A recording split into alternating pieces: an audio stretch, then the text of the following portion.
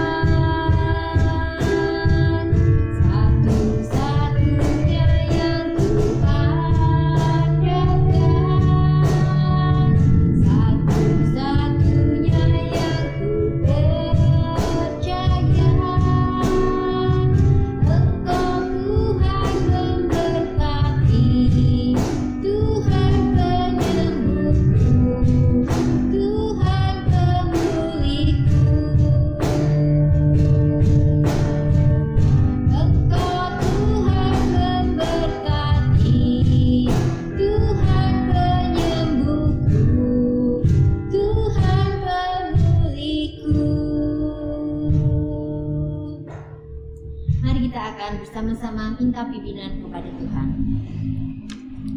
Tuhan Yesus yang baik, terima kasih Tuhan kalau pada kesempatan pagi ini memberikan kepada kami kesempatan untuk datang memuji serta memuliakan nama-Mu.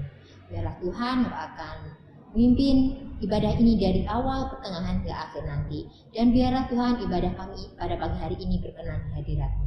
Dalam nama Yesus kami ucap syukur dan berdoa. Terima kasih Tuhan Yesus, terima kasih. Amin.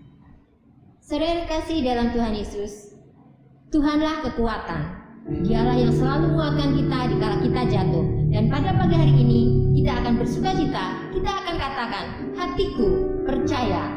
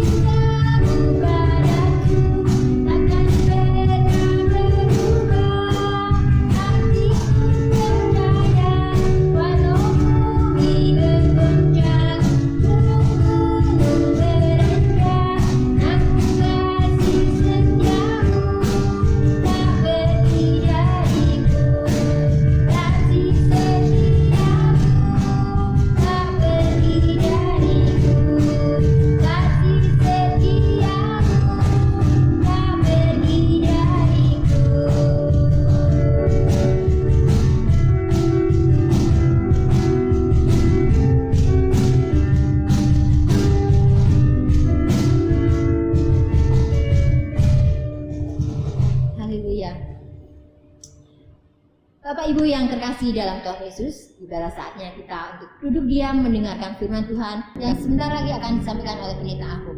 Namun terlebih dahulu kita akan dipersiapkan oleh sebuah pujian, Tuhan selalu menolong.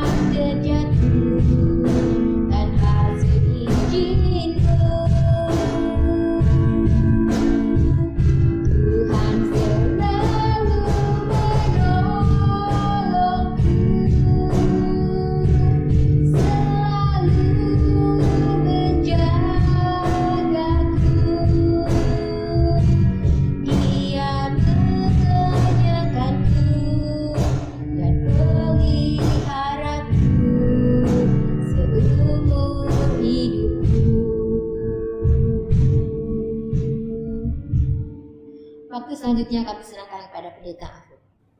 Shalom sidang yang dikasihi oleh Tuhan. Puji syukur hari ini kita bisa beribadah bersama-sama. Firman Tuhan hari ini diambil dari kitab Injil Lukas pasal 7 ayat 11 sampai dengan 17. Kisah ini diawali dari seorang perempuan yang mengalami musibah. Ia adalah seorang janda ditinggal mati oleh suaminya.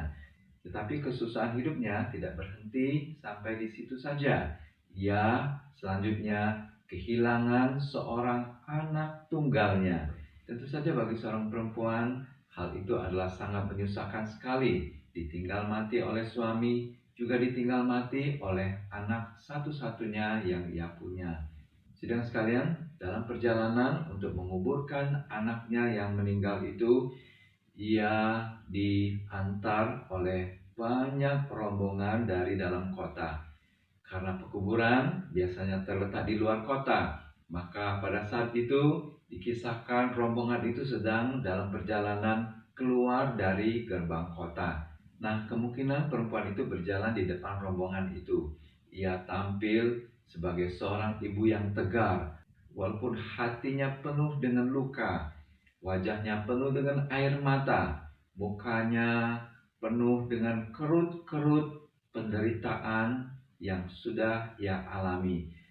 Mungkin jalannya sudah tidak lagi tegak karena ia merasakan kesusahan yang amat sangat.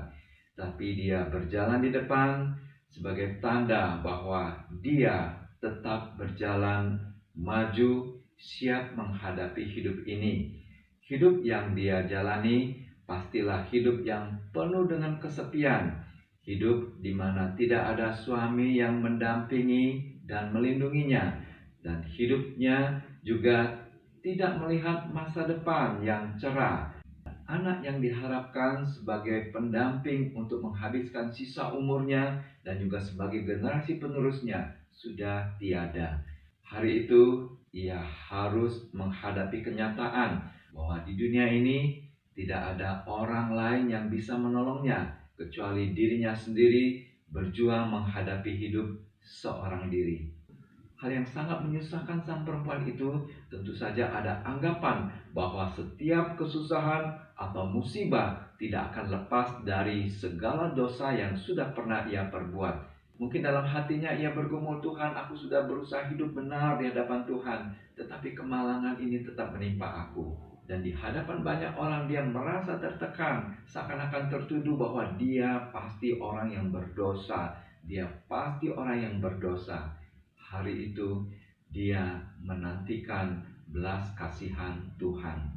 Firman Tuhan di dalam Mazmur 68 ayat 6 dikatakan, Bapa bagi anak yatim dan pelindung bagi para janda, itulah Allah di kediamannya yang kudus. Mungkin sang perempuan pernah mendengarkan firman ini, namun bagaimana ia menjalani hidup ini dengan iman bahwa Allah akan bertindak sebagai Bapa pelindung bagi dia. Di saat ia beserta dengan rombongan dalam perjalanan keluar pintu gerbang menuju pemakaman, tiba-tiba di depan perjalanan itu ia berjumpa dengan Yesus dan rombongannya. Biasanya kalau berhadapan dengan rombongan yang membawa peti jenazah, biasanya orang akan menghindar atau mereka akan menyingkir ke tepi untuk memberi jalan bagi rombongan itu. Tetapi tidak bagi rombongan Yesus. Yesus berhenti di depan rombongan pembawa peti jenazah itu. Mengapa Yesus berhenti di depan rombongan itu? Karena ia memberikan perhatian kepada seorang ibu yang sedang berduka. Yesus di dalam Lukas pasal 2 ayat 13 dikatakan, ketika Tuhan melihat janda itu, tergeraklah hatinya oleh belas kasihan. Lalu ia berkata kepadanya, jangan menangis. Sidang sekalian, Alkitab mengatakan, hendaklah engkau bersukacita di hadapan orang yang bersukacita, dan hendaklah engkau juga turut bersedih hati bagi orang yang sedang berduka cita. Tapi tidak pada saat itu, Yesus berkata kepada sang perempuan, jangan menangis. Lalu Yesus menghampiri usungan jenazah itu dan menyentuhnya, sehingga rombongan itu berhenti. Mungkin rombongan pengusung jenazah itu heran mengapa ada orang yang bernama Yesus datang menyentuh usungan jenazah itu. Karena usungan jenazah itu menurut tradisi orang Yahudi adalah najis. Kalau menyentuh itu, maka orang menyentuhnya menjadi najis pula. Dan Yesus pun berkata pada anak muda yang meninggal itu, hai anak muda, aku berkata kepadamu, bangkitlah. Maka bangunlah orang itu dan duduk dan mulai berkata-kata. Anak itu kemungkinan berusia 24 sampai 40 tahun. Dan Yesus pun menyerahkan anak itu kepada ibunya. Saudara sekalian, tentu saja bagi seorang ibu yang tadinya sangat kehilangan tiba-tiba menyaksikan anaknya yang meninggal hidup kembali. Tentu saja ia merasa bersuka cita. Ia menyambut anak itu dari tangan Yesus. Seorang perempuan yang tadinya merasa bingung bagaimana dia mengimani bahwa Allah akan bertindak sebagai Bapa baginya. Tapi hari ini dia menyaksikan Yesus sudah menunjukkan belas kasihannya. Yesus tidak kebetulan datang di kota Nain karena di sana ada seorang ibu yang sedang menantikan uluran tangan Tuhan.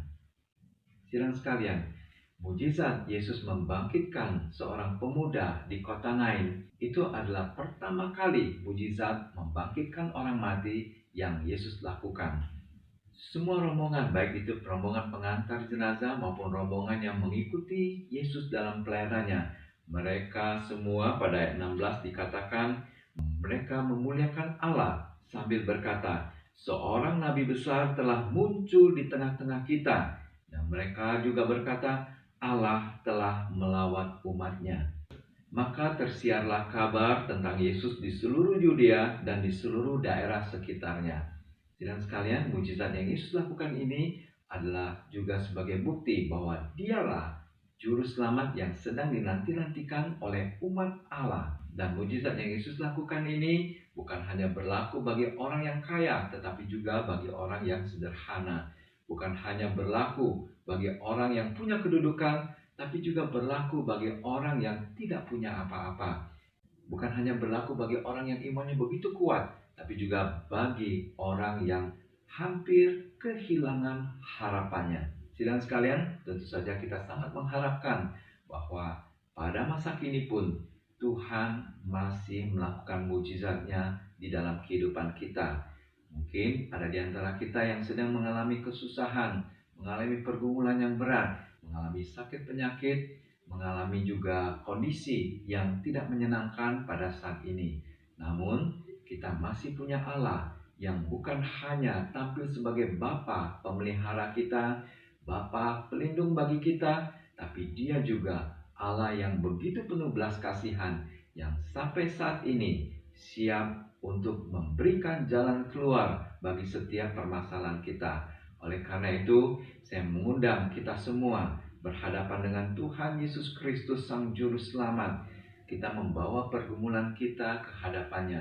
Kita memohon kepada Tuhan untuk memberikan jalan keluar bagi persoalan kita dan juga memberikan mujizatnya dalam kehidupan kita. Mungkin ada di antara kita juga yang sedang mengalami sukacita, mengalami banyak berkat, mengalami banyak pengalaman yang indah. Kita tetap datang pada Tuhan untuk mengucap syukur dan memuliakan Dia yang sudah memberkati kita semua. Saya mengajak kita semua untuk berdoa bersama-sama. Tuhan Yesus Kristus, kami bersyukur kepadamu untuk kebaikan Tuhan dalam kehidupan kami. Kami mengakui Tuhan, kami adalah orang yang berdosa, banyak melakukan kesalahan. Kami mohon Tuhan, ampuni kami semua, sucikan kami, hapuskan semua dosa-dosa kami Tuhan. Biarlah kami boleh kudus di hadapan-Mu. Oleh karena kekudusan Tuhan menaungi kami semua. Tuhan Yesus, kami bersyukur juga Engkau izinkan kami mengalami banyak kejadian yang menyenangkan dalam kehidupan kami. Engkau curahkan berkat-Mu bagi kami semua, sehingga kami dalam keadaan sehat dan kedapatan baik pada saat ini. Namun di antara kami ada juga yang sedang mengalami pergumulan. Ada yang bergumul dengan kesehatannya, ada yang bergumul dengan pekerjaan, ada yang bergumul dengan kondisi pada saat ini. Kiranya Tuhan berkenan juga untuk hadir di tengah-tengah kehidupan kami semua, untuk melakukan mujizat-Mu dan memberikan pemulihan bagi kami semua. Dan biarlah seluruh keluarga gereja Tuhan mengalami sukacita oleh karena Kristus berkenan memberikan belas kasihan dan memberikan berkat-Mu bagi kami semua. Terima kasih ya Tuhan, terpujilah Engkau selama-lamanya. Amin. Sidang sekalian, mari kita menaikkan pujian Engkaulah segalanya.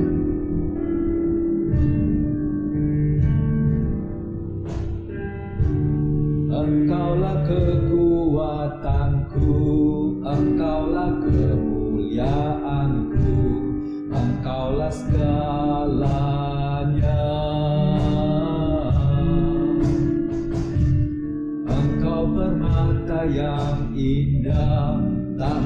pernah ku lepaskan, Engkaulah segalanya.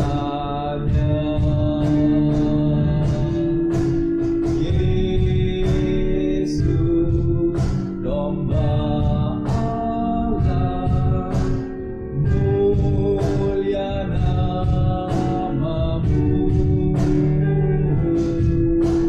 Yesus, domba Allah, mulia namamu.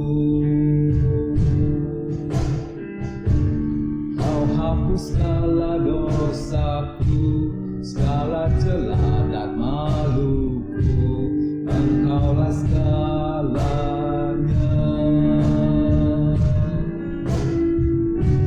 Saat jatuh kau angkatku, saat haus kau penuhiku, Engkaulah segalanya.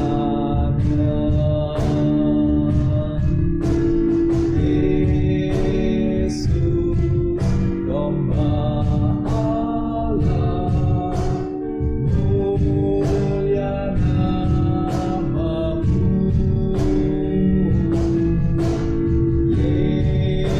Yesus, domba Allah, mulia namamu. Mari kita berdoa. Bapa di sorga, kami bersyukur Engkau begitu baik memberkati kami semua, dan Kau memelihara kami, memberikan perjalanan hidup kami selalu aman di dalam tangan Tuhan. Saat ini biarlah hari-hari ke depan dalam kehidupan kami senantiasa diingatkan untuk boleh terus memuliakan Engkau, meninggikan nama Kristus dalam kehidupan kami. Biarlah hanya nama Tuhan yang menjadi kemuliaan di dalam perjalanan kehidupan kami. Terima kasih Bapa, di dalam nama Tuhan Yesus kami berdoa. Sedang sekalian, terimalah berkat dan pertolongan dari Tuhan kita. Kiranya kasih dari Allah Bapa dan kasih karunia dari Tuhan Yesus Kristus serta penyertaan Roh Kudus senantiasa bersamamu sekarang sampai selama-lamanya. Amin. Semua baik, semua baik, apa yang telah Kau berbuat di dalam hidupku. Semua baik, sungguh teramat baik. Kau jadikan hidupku berarti. Kau jadikan hidupku berarti.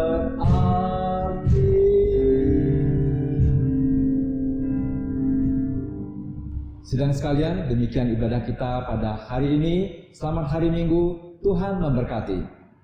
Kau jadikan hidupku